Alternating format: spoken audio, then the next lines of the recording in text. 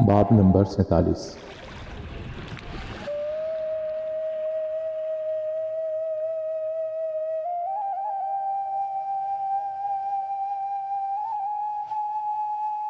بن قاسم کی آنکھ سحر انگیز موسیقی سے کھل گئی تھی۔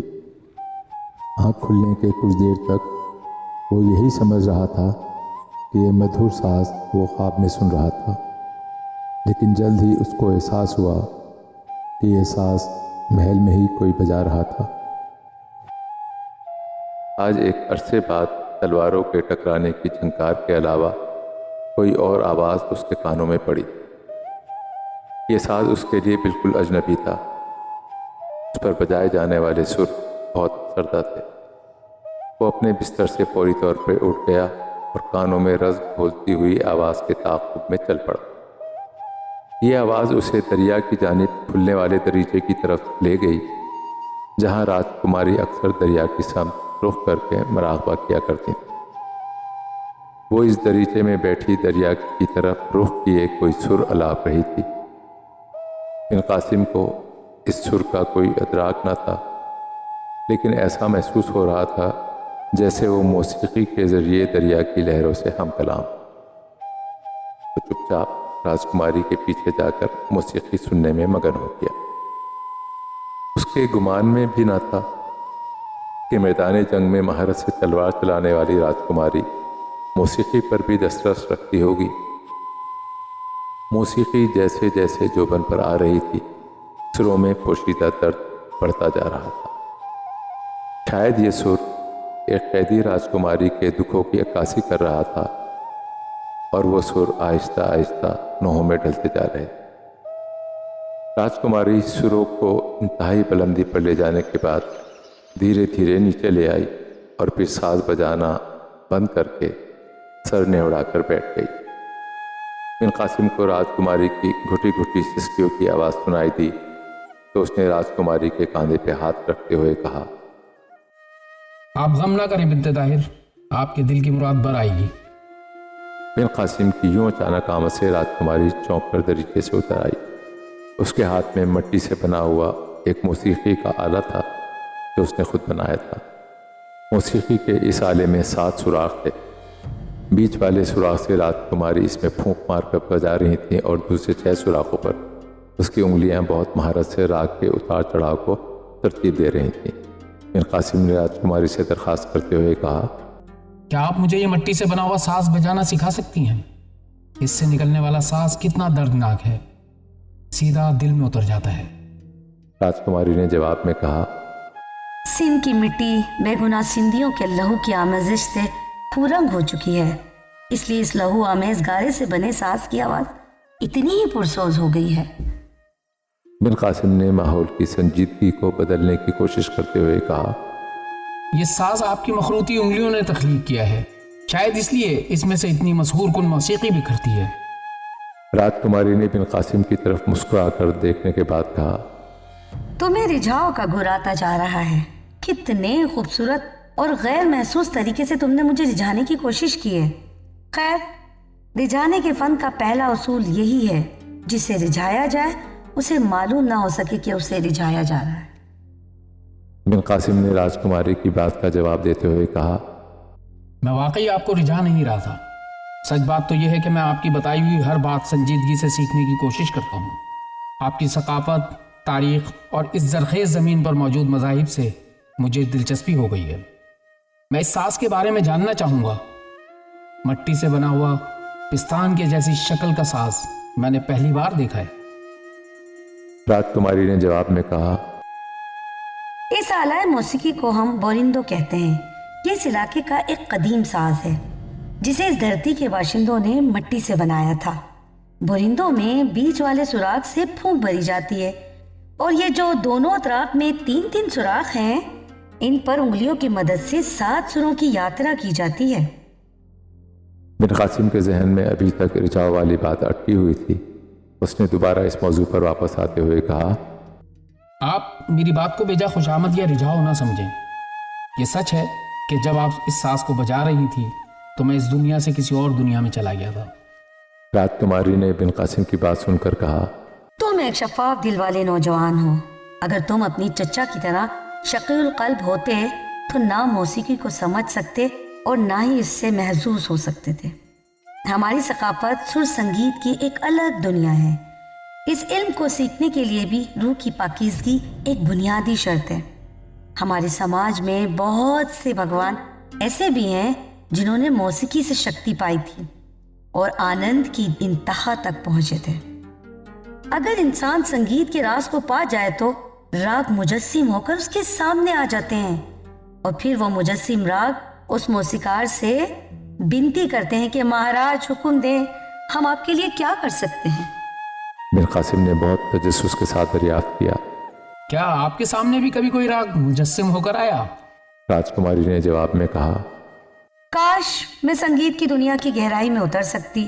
مہاراجا نے مجھے فارس اور عرب سے آنے والے پناہ گزینوں کی آباد کاری کی ذمہ داری سونپی تھی، جس کی وجہ سے میں سنگیت کو زیادہ وقت نہیں دے پائی۔ سچ کہوں تو اس وقت میرے سامنے کوئی راگ تو مجسم نہیں، بس تم ہر وقت ایک جیتا جاگتا سوال بنے رہتے ہو۔ بن قاسم نے کہا، کیسا سوال؟ راجکماری نے جواب میں کہا، کوئی ایک سوال ہو تو بتاؤں۔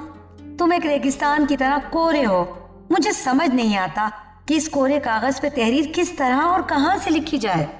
بن قاسم نے سن کر کہا، آپ تحریر کہیں سے بھی لکھیں، لیکن جو مسئلہ مجھے درپیش ہے وہ حل نہیں ہو پا رہا۔ میں تو یوگا کی مشقیں بھی پابندی سے کر رہا ہوں۔ راجکماری نے اس کی آنکھوں میں دیکھتے ہوئے کہا، معلوم ہے تمہیں چشم زدن میں انزال کیوں ہو جاتا ہے؟ بن قاسم نے جھجکتے ہوئے کہا۔ معلوم نہیں کیوں؟ راجکماری نے جواب دیتے ہوئے کہا، شاید ریگزاروں میں بسنے والے لوگوں کی طبیعت میں ٹھہراؤ نہیں ہوتا، جلدی ہوتی ہے، انتہا پسندی ہوتی ہے۔ تم لوگوں کو کسی شاعر کا کلام پسند آ جائے تو اسے سر پہ بٹھا لیتے ہو، اور اگر نا پسند ہو جائے تو اس کی زندگی دشوار بنا دیتے ہو۔ تم صحرائی لوگوں کو اس بات کا علم ہی نہیں کہ عورت کے جسم میں لگی مہابھارت سے عورت اکیلے ہی کیوں نہ بردآزما ہو، اس کے مرد کو بھی اس یدھ کو لڑنے میں اپنی عورت کی مدد کرنی چاہیے۔ جیسے جیسے تمہیں عورت کے جسم کے اسرار معلوم ہوں گے، تم اپنے جسم کے رازوں کو بھی جاننے لگو گے۔ بن قاسم نے سن کر کہا، آپ نے عورت کے جسم کے بارے میں تفصیل کے ساتھ کبھی بتایا ہی نہیں، تو میں کیسے جان سکتا ہوں؟ راجکماری نے ہنستے ہوئے کہا، بتانے سے انسان کسی بات کو اچھی طرح نہیں سیکھ پاتا۔ ایک عورت کا جسم تمہاری دسترس میں ہے تو تمہیں خود ہی اس کے جسم کو دریافت کرنا چاہیے، اس کی خاموشی کی زبان کو سمجھنا چاہیے، اس کی آنکھوں میں در آنے والے سرخ ڈوڑوں میں چھپے ہوئے پیغام کو پڑھنے کی کوشش کرنی چاہیے۔ بن قاسم نے یہ سن کر بہت سنجیدگی سے کہا، ایک صحرائی سیدھے سادے بدو کے ذمے آپ اتنا مشکل کام لگا رہی ہیں۔ ہم تو آسان کاموں کے عادی ہیں، جیسے سیدھے سادے حکم ہمیں اللہ کی کتاب سے ملے اور ہم نے آنکھ بند کر کے ان پر عمل کر ڈالا۔ اگر کسی عالم نے پیغمبر کا کوئی قول سنا دیا تو اس پر عمل کر ڈالا۔ یہ سوچنا، غور و فکر کرنا ہم عربوں کی زندگی کا حصہ ہوتا تو اتنے ممالک فتح نہ کر پاتے، بس ابھی تک غور و فکر میں ہی غرق ہوتے۔ راجکماری نے بن قاسم کی بات سن کر کہا، کتنا زمین و آسمان کا فرق ہے سندھ دھرتی اور عرب کے خیالات میں۔ اس دھرتی کے باسی کسی کلام کو آسمانی یا خلائی نہیں مانتے، چاہے اسے کسی اوتار یا ایشور سے ہی کیوں نہ منسوخ کر لیا جائے۔ بن قاسم نے زچ ہوتے ہوئے کہا، کمال ہے، آپ سناتن دھرم والے خدا ہونے کا یقین رکھتے ہیں لیکن اس کے حکم کو نہیں مانتے، اس کی کتاب کو نہیں مانتے، اس پر یقین نہیں۔ راجکماری نے تحمل سے کہا، تمہاری بات درست ہے، ہم اس طرح سے یقین نہیں رکھتے جیسے عرب یقین رکھتے ہیں، اور ہماری ویدیں خدا کا کلام نہیں، انہیں انسانوں نے لکھا ہے۔ بن قاسم نے حیران ہوتے ہوئے کہا، اس بے یقینی کی کوئی تو وجہ ہوگی۔ راجکماری نے جواب میں کہا، سناتن دھرم والے سمجھتے ہیں کہ سنی ہوئی باتوں پر پوری طرح سے یقین نہیں کرنا چاہیے، کیونکہ انسانی کان وہی سنتے ہیں جو وہ سننا چاہتے ہیں۔ سننے کے عمل میں کہنے والے کی پوری بات نہیں پہنچ پاتی، اور کہنے والا بھی اپنے خیالات کو مکمل طور پر الفاظ میں ڈالنے پہ قادر نہیں ہوتا۔ اسی طرح دیکھنے پر بھی مکمل یقین کرنا ممکن نہیں، آنکھیں بھی دھوکہ کھا جاتی ہیں۔ نہ تو بات مکمل طور پر کہی جا سکتی ہے، نہ سنی جا سکتی ہے، اور نہ ہی مکمل طور پر دیکھنا ممکن ہے۔ اسی لیے مکمل سچ کا وجود نہیں ہوتا، بس سچ اور حق وہی ہوتا ہے جو کسی انسان کے دل پر اس کے دھیان کے بعد اترتا ہے، اور وہ سچ بھی اس انسان کا ہی سچ ہوتا ہے، دوسروں کے لیے نہیں۔ سب کا سچ جدا ہے، سب کے سچ کا احترام ضروری ہے۔ بن قاسم رات کماری کی باتیں سن کر سوچ میں پڑ گیا تو اس نے کہا، یہ وقت اتنی گہرے باتیں کرنے کا نہیں، میں نے محل سے فرار ہونے کی ترکیب سوچ لی ہے جو تمہاری مدد کے بنا پائے تکمیل کو نہیں پہنچ سکے گی۔ رات کماری کی یہ بات سنتے ہی بن قاسم کے چہرے پر رونق آ گئی۔ اس نے تجسس بھرے لہجے میں دریافت کیا، کیا سوچا ہے آپ نے؟ کاش ہمیں جلد ہی ایک آزاد زندگی نصیب ہو سکے۔ رات کماری نے جواب میں کہا، غور سے سنو، کچھ ہی ماہ میں برسات کا موسم شروع ہونے والا ہے۔ برسات کے بعد یہاں سے کچھ دور ریگستانی علاقے میں بارش کے پانی سے جھیلیں بن جاتی ہیں۔ ان جھیلوں کے کناروں پر ہرنوں کے غول رات بسر کرنے کے لیے جمع ہو جاتے ہیں۔ اس علاقے میں چاندنی رات میں ان ہرنوں کا خاص طریقے سے شکار کھیلا جاتا ہے۔ مجھے شکار کے اس مخصوص طریقے میں مہارت حاصل ہے۔ تمہارے افسران بھی جنگوں سے تھک چکے ہیں، تمہارا کام صرف اتنا ہوگا کہ ان کو شکار کی مہم کے لیے راضی کر لو۔ میں ستاروں کی مدد سے راستہ ڈھونڈنے میں ماہر ہوں۔ ہم شکار کے دوران تمہارے افسران اور سپاہیوں کو چکمہ دے کر صحرا کی دوسری طرف نکل جائیں گے، اور وہ یہی سوچتے رہ جائیں گے کہ ہم کسی ہرن کے پیچھے راستہ بھٹک گئے ہیں۔ بن قاسم نے منصوبے کی تفصیلات سن کر کہا، واہ، کتنی ذہانت سے منصوبہ بنایا ہے۔ تمام فوجی افسران شکار کے دلدادہ ہیں۔ مجھے پورا یقین ہے کہ وہ میرے شکار پر جانے کے حکم کو ضرور مانیں گے۔ رات کماری نے سن کر کہا، شاباش، آزادی ہمارا مقدر ہوگی، اور ہاں، کل بھرپور چاند ہے، تم تیار رہنا، کل تم کو وہ کچھ سکھاؤں گی جو تم نے سوچا بھی نہیں۔